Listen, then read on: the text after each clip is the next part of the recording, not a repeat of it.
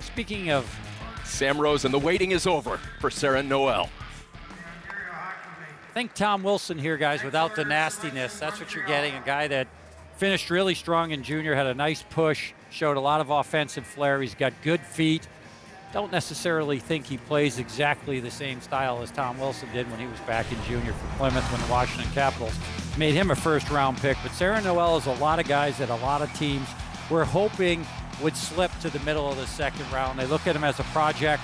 He's a guy that you just don't know what he's going to be. If he continues on his trajectory and the hands are able to be as successful at the National Hockey League as they were in junior, then you're going to have a really good player on your hands.